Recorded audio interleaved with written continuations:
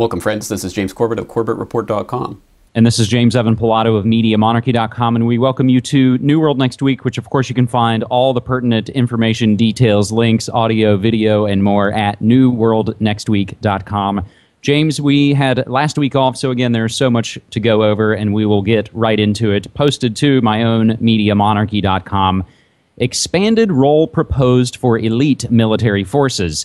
As the United States turns increasingly to special operations forces to confront developing threats scattered around the world, the nation's top special operations officer, a member of the Navy SEALs who oversaw the raid that killed Osama bin Laden, is seeking new authority to move his forces faster and outside of normal Pentagon deployment channels. The officer, Admiral William H. McRaven, who leads the Special Operations Command, is pushing for a larger role for his elite units who have traditionally operated in the dark corners of American foreign policy. The plan would give him more autonomy to position his forces and their war-fighting equipment where intel and global events indicate they are most needed. It would also allow the Special Operations Forces to expand their presence in regions where they have not operated in large numbers for the past decade, especially in Asia, Africa, and Latin America. While President Obama and his Pentagon's leadership have increasingly made Special Operation Forces their military tool of choice, similar plans in the past have foundered because of opposition from regional commanders and the State Department.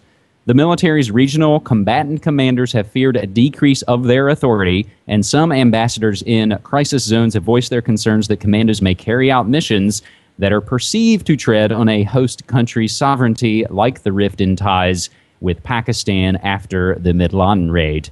The related, James, I'll mention, coincidentally, there is a book out just now called The Command, Deep Inside the President's Secret Army, and it talks about Joint Special Operations Command. They have another secret mission, according to this new ebook by Mark Ambender and D.B. Grady, and that would be protecting the continuity of civilian government in the event of a coup. Now, fake left-right paradigms aside, James, break this down and maybe, expand on just the broader geopolitical ramifications of this. Well, yeah, that's exactly the point. Where is this heading geopolitically? Because I hope people were paying attention a few weeks ago when we covered that latest SEAL Team 6 PSYOP propaganda about rescuing the charity workers, which we were going over at the time is clearly part of a PSYOP in order to try to, build up the mythos of this SEAL Team 6 and other kind of special op forces.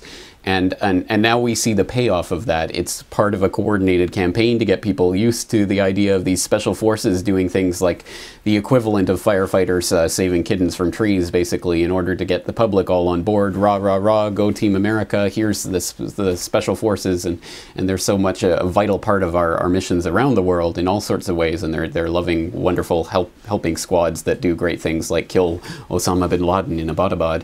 But now we see the payoff of this. Oh, just coincidentally, as part of the a follow-up to that PSYOP campaign. Hey, why don't we just make special forces a bigger part of the military and give them kind of autonomy to do what they want? Of course, we already know that they do operate in so many different theaters around the world in ways that never get reported on in the press. They only tell us what they want us to hear. But I suggest as a related to this story, how about the recent bombings that were taking place in India and other places where Israel is blaming Iran and Iran is blaming Israel.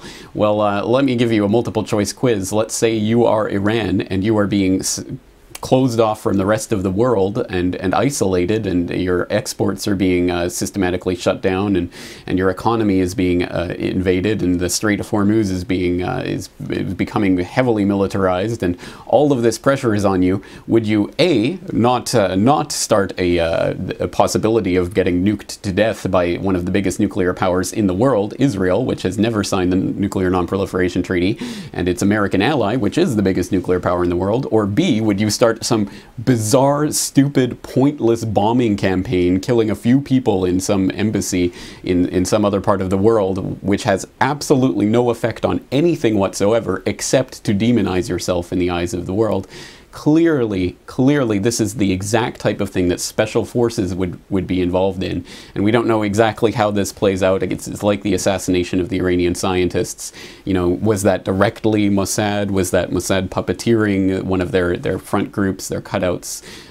However that works, that's the type of thing special forces is actually involved in, which is why, I mean, to what extent is saying no to the special forces even possible, given the national security state and all the clandestine things they do behind the scenes? To what extent the public has any say whatsoever over it, I'm not sure. But at any rate, we shouldn't be giving them overt control over and autonomy over their operations, because it's destined to lead to more things like these types of false flag incidents that only serve to, well, heat things up geopolitically. So McRaven and Spec Ops, they're basically asking for more unaccountability. And I would say that as the days and the weeks and the months and the years go by, and the real dirt about these kind of operations come out in New York Times, in Wired magazine, who helped make Stuxnet? Who helped train the people who are assassinating nuclear scientists? It pretty much always points back to U.S. real.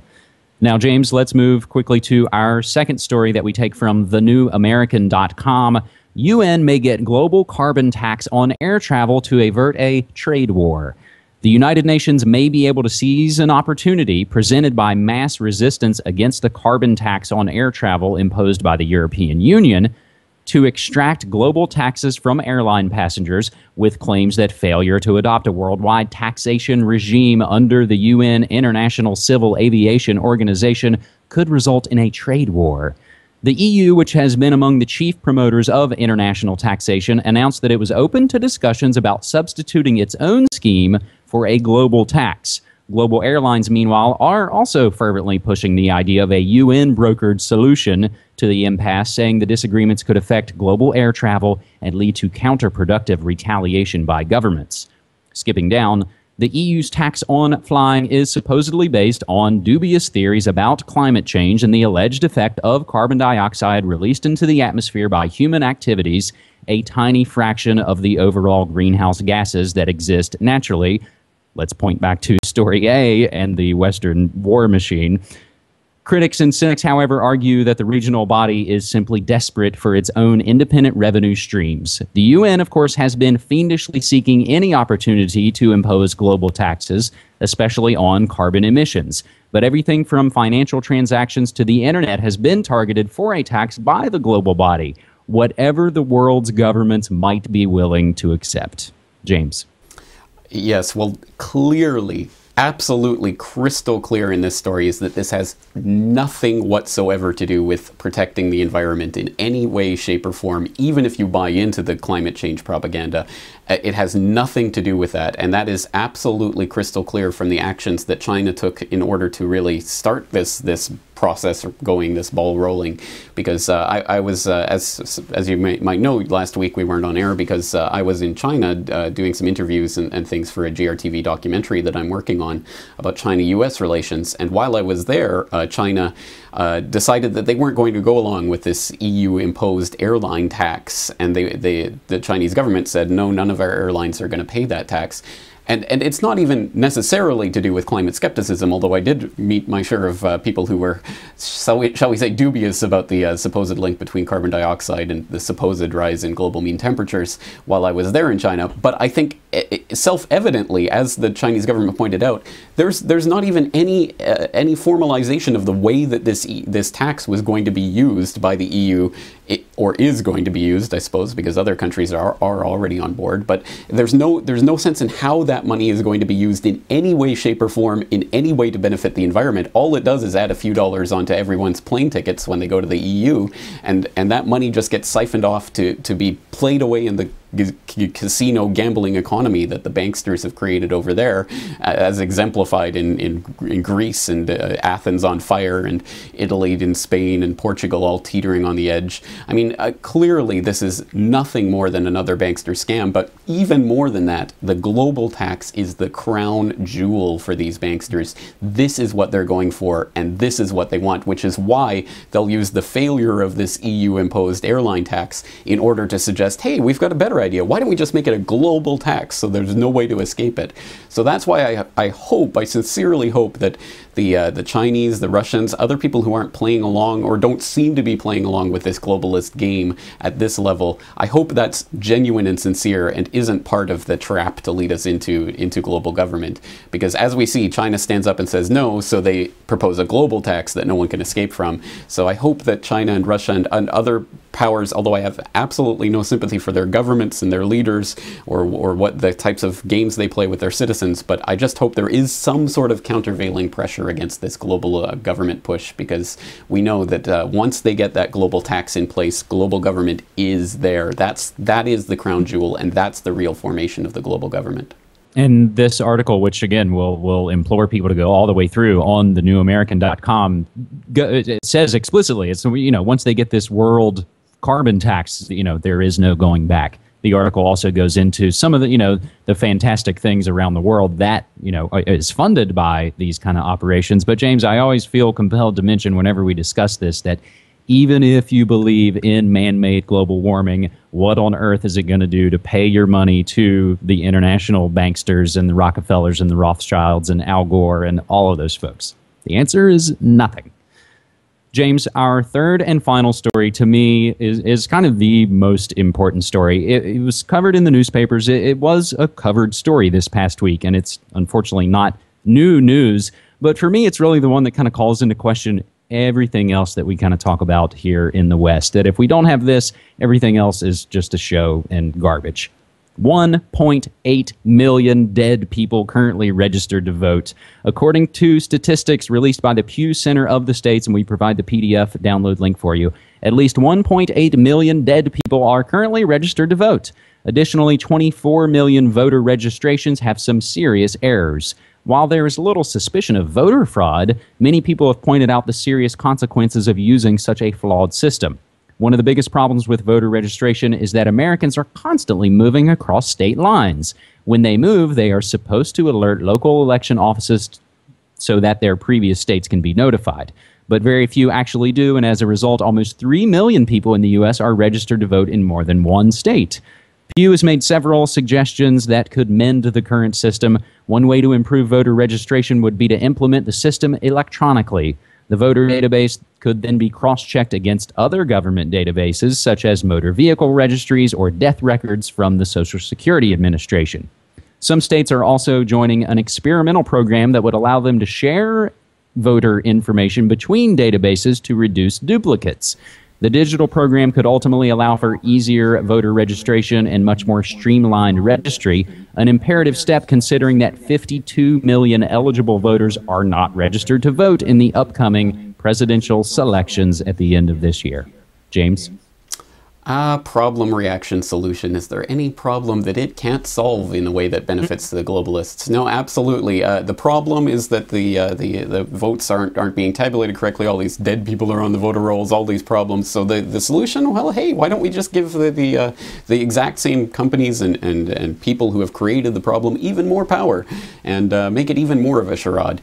No, the votes are rigged. The elections are rigged. I think we all know this by now. It's not really a surprise. It has been ever since before they started the electronic vote counting, but now that that's in place, I mean, clearly and on the record, the votes are being completely tampered with.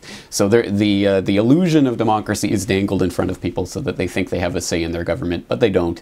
To me, what the point of this is, what do we do about it? And I think the point is to expose this, and the point is to expose the voter fraud by making an overwhelming, unbelievable voter block that cannot be ignored, and they can try to suppress it. They can try to use their mainstream media to sweep it under the rug and say that everything's normal, and suddenly exit polls don't count anymore, and all of the stupidity that we've seen unfold over the past 12 years especially, but it will not hold, and the people, once they stand up and start taking back their government, it will not be allowed to stand. So that's my solution. Don't stop. Don't give this as an excuse to just say, okay, let's stop. Let's completely disengage and let them do whatever they want. I think it means we have to engage 100% more. And you mentioned the 12-year mark. Of course, that's again the problem reaction solution. Go back to the election of 2000 here in the States. Oh, it was just such a big botched operation. We need electronic voting. So we hand it all over to Diebold, who of course they don't lose any money on the ATMs, but somehow votes every 4 years they just can't manage. James, we are pretty much out of time here. New World Next Week, episode 102. It's great to be back with you, and I'm glad you are back to work here on CorbettReport.com. Take care. See you next week.